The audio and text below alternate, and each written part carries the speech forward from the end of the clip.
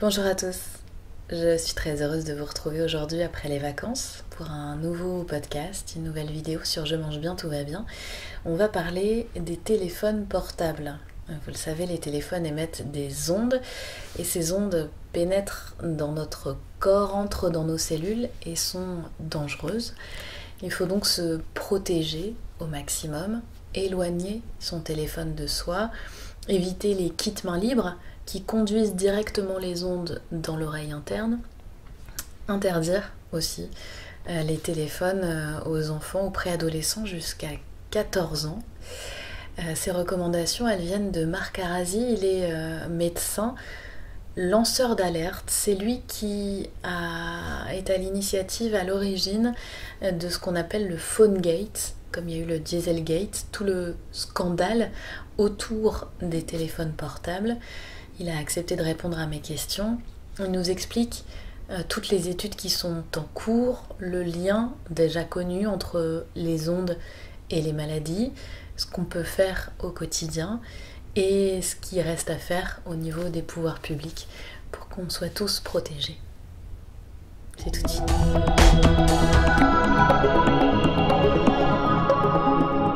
Je suis docteur en médecine et j'ai commencé il y a une quinzaine d'années à m'intéresser aux questions de santé liées à la téléphonie mobile. Et ce, un peu par hasard, dans le sens où j'étais, comme chacun, un utilisateur de téléphone portable qui s'était posé assez peu de questions avant sur comment ça marchait. Voilà.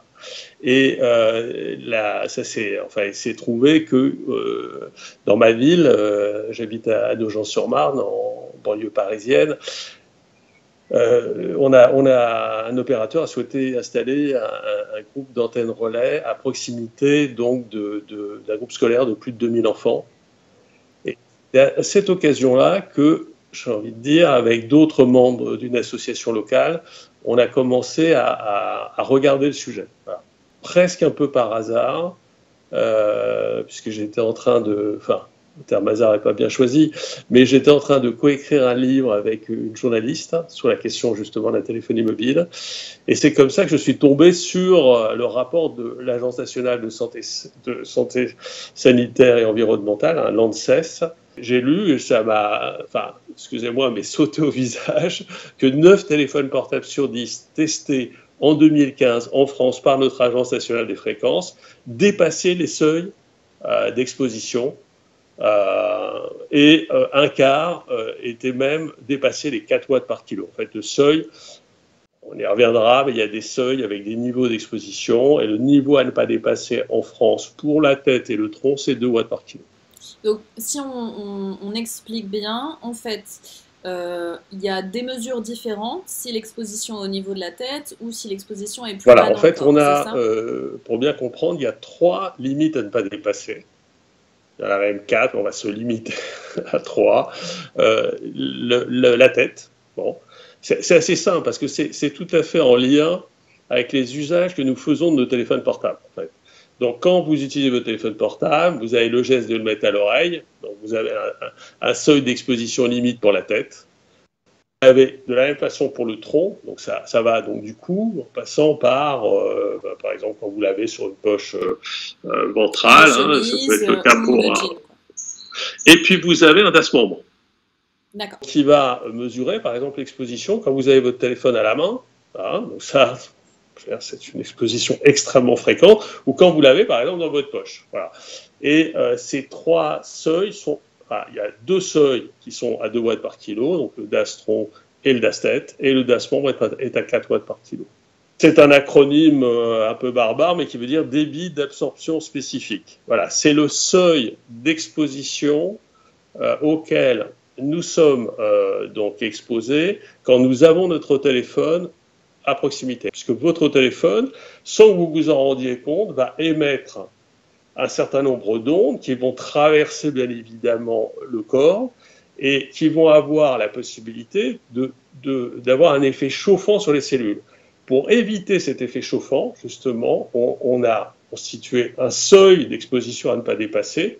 Toute la réglementation française, européenne, internationale est basé sur des règles, des fondamentaux totalement, excusez-moi du terme, mais totalement bidons. Pour permettre cette réglementation totalement défaillante, on testait les téléphones portables de manière totalement irréaliste. C'est-à-dire que, au lieu de les tester dans le fonctionnement normal que nous avons tous les jours, c'est-à-dire à l'oreille ou dans la poche ou dans la main, qu'est-ce qu'elle faisait ? Elle permettait aux industriels de mettre une distance totalement fictive. Je vais reprendre, parce que j'aime bien ce terme d'un journaliste, les téléphones étaient censés tenir en lévitation. Voilà. Donc, je trouve que c'est très parlant, c'est-à-dire que, en fait, on avait choisi, quand il y a une association dite indépendante qui est très proche des industriels, qui s'appelle l'ICNIRP, qui a permis finalement de donner des règles de mesure. Et dans ces règles de mesure, elle a autorisé justement à ce qu'on mette une distance entre 15 et 25 mm de la peau. Vous voyez ? Donc, en fait, les industriels, pour mettre leur téléphone sur le marché, utilisaient donc cette distance-là. Et ce qu'a fait l'Agence nationale des fréquences, qui a commencé quand même à être inquiète de voir ce dysfonctionnement, elle a testé les téléphones, elle les a pris dans les magasins, donc dans les magasins de vente en France, elle les a testés, et elle ne les a pas testés entre 15 et 25 mm, elle les a testés à 0 et 5 mm de la peau. Et en les testant de cette façon-là, c'est-à-dire en usage réel, on se rend compte de quoi ? On se rend compte que, voilà ce que je vous disais, quasiment tous les téléphones portables testés, et donc utilisés, qui sont les téléphones les plus vendus et les plus utilisés en France, en Europe et dans le monde, sont tous à risque et provoquent des dangers pour la santé de tous les utilisateurs. En fait, ces seuils de protection pour la santé sont dépassés, ils ne sont pas dépassés un peu, ils sont dépassés, pour certains, ça va aller jusqu'à plus de 10 à 15 fois les seuils à ne pas dépasser. Vous comprenez ? C'est-à-dire qu'on a une situation où on a maintenant les preuves que non seulement, quand vous mettez une réglementation en place, si je vous dis, si vous devez par exemple dans votre consommation d'un médicament ne pas dépasser 3 prises par jour, vous en preniez 6, vous comprenez bien que ce n'est pas identique, et si vous en prenez 30, est-ce que je veux dire, vous allez vous dire que forcément, ça peut avoir une incidence sur votre santé. Voilà. Et c'est exactement ce qui se passe en fait. C'est-à-dire que quand vous avez, comme aujourd'hui, la plupart des gens qui ont leur téléphone dans leur poche, 7, 8, 10 heures par jour, et qui le font le jour, puis depuis 5 ans, 10 ans, 15 ans, 20 ans, puisque ce n'est pas quelque chose, si vous voulez, sur lequel on a informé les gens. Voilà. Et donc nous avons une situation de surexposition qui est à la fois aiguë, vous avez compris que c'est quelque chose qui n'aurait pas dû, c'est 10 à 15 fois pour certains téléphones les seuils, et chronique, c'est-à-dire qu'on a une double, ce que j'appellerais une double peine, et une bombe à retardement, parce que bien évidemment, ce qu'on sait, si vous voulez, c'est que les ondes vont avoir des effets sur la cellule. Je vais citer des études très récentes. La dernière en date, et qui n'est pas la moindre, c'est une grande étude américaine qui s'appelle le National Toxicology Program, qui est une agence fédérale américaine et qui a présenté ses résultats le 2 février, qui les a mis en peer review, c'est-à-dire qu'ils ont fait analyser par des experts indépendants du monde entier. Et j'étais moi-même en Caroline du Nord, c'était le 26, 27, 28 mars. Vous voyez, mais c'était tout récemment. Il y avait des scientifiques qui sont venus du monde entier en Caroline du Nord pour à la fois expliquer, pour analyser les résultats, mais aussi pour dire à quel point, vous évoquiez l'Organisation mondiale de la santé, il fallait aujourd'hui augmenter le niveau d'alerte de l'OMS sur la question des ondes. Et là, j'ai envie de dire, le débat n'est pas tranché. Il y a ceux qui considèrent qu'il faut le passer de 2B, donc cancérogène probable, à cancérogène possible. Et il y a ceux qui vont beaucoup plus loin, ils sont de plus en plus nombreux, qui considèrent qu'ils doivent le passer en niveau 1, en cancérogène. Voilà. Si vous voulez, toutes ces études récentes, toutes les analyses que nous avons, vont devoir amener l'OMS dans les prochains temps à réanalyser la situation. Ce qui était très intéressant avec l'étude du National Toxicology Programme, c'est qu'on a à la fois la compréhension que pratiquement tous les organes sont touchés. On ne va pas les citer tous, mais il y en a un, par exemple, qui a un tropisme très important, c'est le cœur. Vous allez avoir aussi la thyroïde, la prostate, les surrénales.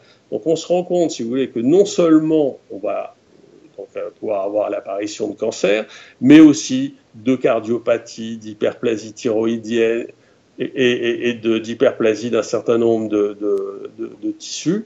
Donc on est bien devant une situation où l'exposition aux ondes et la surexposition aux ondes va avoir des conséquences directes, non seulement sur des pathologies cancéreuses, mais aussi sur un certain nombre de pathologies graves.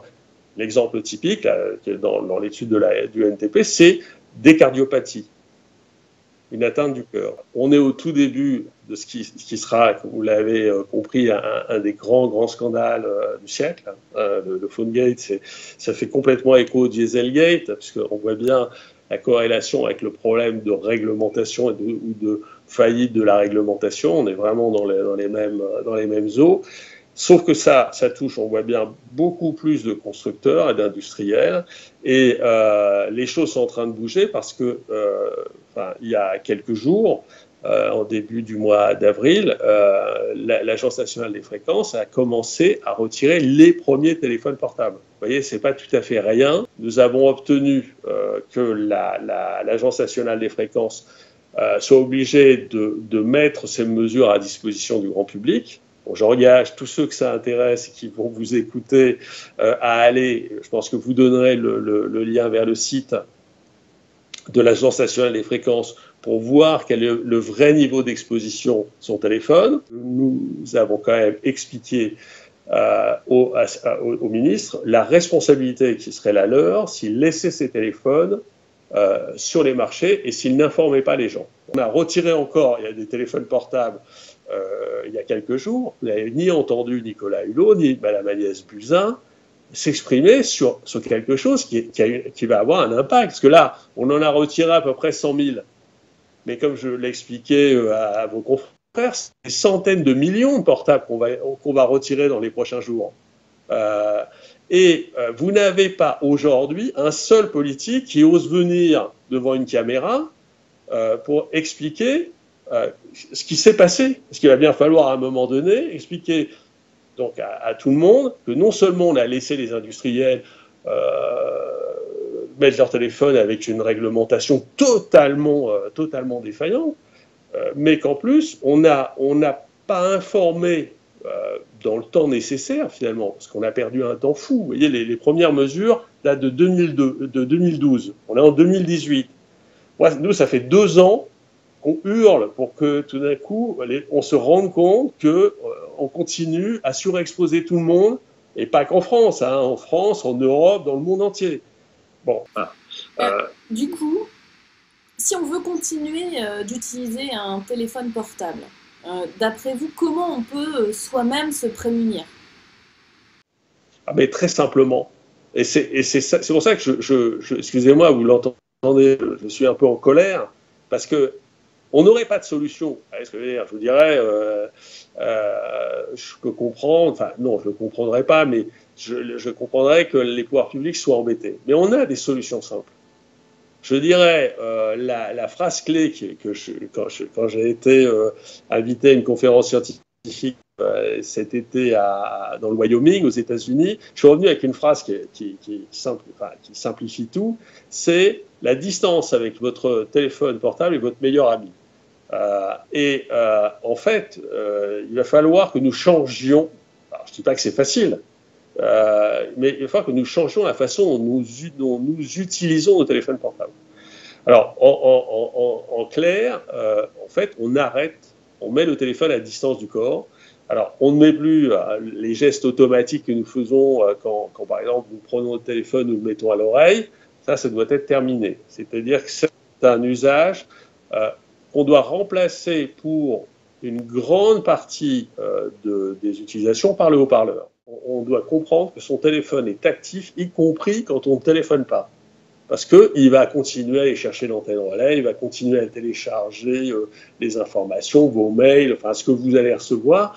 Et à chaque fois qu'il reçoit ou qu'il émet, il va distribuer les ondes. Voilà. Et comme nous gardons ces téléphones pendant des heures, pour certains, dans la poche du pantalon, ça n'est plus possible. Donc il va falloir changer les habitudes, et je ne dis pas là aussi que ça va être facile, mais petit à petit, donc, le mettre dans les poches extérieures des vestes, c'est plus facile en hiver qu'en été, de les mettre dans des sacs. Alors pour les femmes, c'est quand même beaucoup plus simple. Et là, premier aparté, les femmes enceintes, c'est vraiment, alors là, une vraie attention. Parce que là, on sait, là aussi, il y a des études scientifiques qui montrent effectivement que l'atteinte fœtale, y compris la possibilité de fausse couche, est beaucoup plus importante chez les utilisatrices qui utilisent leur téléphone portable, je dirais, comme elles le font quand elles ne sont pas enceintes. Donc, l'attention de femmes enceintes, ça veut dire vraiment une attention plus particulière du couple, dans la mise à distance du téléphone par rapport au corps. Je dirais c'est une attention encore plus importante. Et vous l'avez dit pour les enfants, là aussi, j'ai envie de dire c'est encore plus vrai. Je dirais, et plus l'enfant est jeune, alors plus je dirais l'utilisation du portable doit vraiment être prohibée. Ce que nous avons aussi, c'est des conduites à risque, c'est-à-dire avec des gens qui dorment avec le téléphone collé soit à côté de l'oreille, soit sous l'oreiller. Bon, ça, il faut vraiment prohiber ce type de comportement. Et chez les enfants et les ados, c'est d'autant plus grave que c'est ce phénomène de tribu qui contribue à mettre quelqu'un qui n'aurait pas de téléphone portable en dehors de la tribu. Et ça, c'est aussi, peut avoir des conséquences aussi tout à fait importantes. D'où l'importance vraiment que les pouvoirs publics, pas que les parents, parce qu'on ne peut pas laisser les parents dans une situation si tout d'un coup les pouvoirs publics n'expliquent pas aux gens concrètement tout ça, tout ce que je viens de vous dire, bien évidemment qui n'est pas la parole du docteur Arazi, mais qui est la parole, comme je vous l'ai dit, soit de l'ANSES, soit de la NFR, soit du National Toxicology Programme ou de l'OMS. C'est important que les pouvoirs publics fassent ce travail-là, parce qu'à un moment donné, les parents vont dire, attendez, tu vois bien, tous tes copains, les parents vont avoir le même message. Voilà. Et donc, quid du kit main libre? Alors, le kit main libre, ça, si vous voulez, c'est l'aberration absolue. Pourquoi? Parce que vous avez à la fois les industriels et les pouvoirs publics qui ont dit à peu près à tout le monde utiliser les kits main libre. Bon, et donc vous avez des tas de gens qui considèrent qu'ils sont en sécurité alors qu'ils utilisent les kits main libre. Et donc là aussi, je pense qu'il faudra mettre le lien parce que les gens veulent aujourd'hui, on parle beaucoup de fake news, etc. Donc c'est extrêmement important que les gens aient accès aux liens d'information pour qu'ils voient bien que cette information n'est pas quelque chose de sorti d'un contexte, mais bien l'information réelle. J'insiste là-dessus. Parce que ce n'est pas Marc Arazi, là encore, qui donne l'information, c'est le département de santé californien. Qu'est-ce que disent ces recommandations? Alors, bien évidemment, j'y reviendrai pas, elles expliquent qu'il faut garder le téléphone à distance du corps. Bon, ça, c'est le premier. Et le second, que nous savions, puisque les gens qui travaillent sur ces sujets savaient qu'il y avait un problème, c'est que, en fait, le département de santé californien explique qu'on ne doit plus utiliser le kit main libre que pour des conversations courtes et ne plus les utiliser ni pour écouter de la musique, ni pour regarder un film, ni pour toute autre activité. Donc vous imaginez quelles conséquences ça a si vous mettez dans le métro toujours d'ici 1 heure ou 2 heures et vous allez voir des centaines de milliers de personnes dans les trains, dans les métros, partout, avec leur kit main libre en train d'écouter de la musique. En fait, le principe, c'est que, et c'était dit par déjà un certain nombre de physiciens depuis un certain nombre de temps, c'est que, en fait, l'onde était conduite par le fil et venait se concentrer au niveau de l'oreillette, dans l'oreille interne. Alors, je ne suis pas là pour faire la promotion de quoi que ce soit, mais je le dis pour les gens parce que c'est important qu'on leur apporte des solutions. il existe aujourd'hui ce qu'on appelle des kits mains libres AirTube. Alors, qu'est-ce que c'est? Ce sont, on met de l'air dans la gaine, en fait, pour que l'onde ne puisse pas se transmettre à l'oreille. Je pense à terme qu'on n'aura même plus besoin de toucher le téléphone portable, parce qu'on pourra lui parler, lui dire fais ceci, appelle Laetitia, voilà. Et j'ai envie de dire, on va limiter le plus possible le contact, ce qui fait que sur le plan du téléphone portable, je dirais, il y a pour les industriels, je veux dire, des trésors d'imagination et de technologie qui vont venir, parce que quand les gens vont découvrir effectivement qu'il y a eu cette mise en danger pratiquement des 6 milliards d'utilisateurs, je pense que effectivement, d'abord les gens il y a des gens malades, parce que je vous disais aujourd'hui, il y a des gens non seulement qui sont malades, soit qui sont morts, et je pense que quand on aura le comptage final, on sera effaré. Vous voyez ce que je veux dire? C'est parce qu'on a été très vite, trop vite, et qu'on a voulu faire tout avec les ondes. Hein. La preuve, là, c'est l'arrivée de la 5G la volonté de la 5G. Et des ondes de plus en plus puissantes, bien évidemment pas testées. Je pense que tout ça ne peut pas continuer comme ça.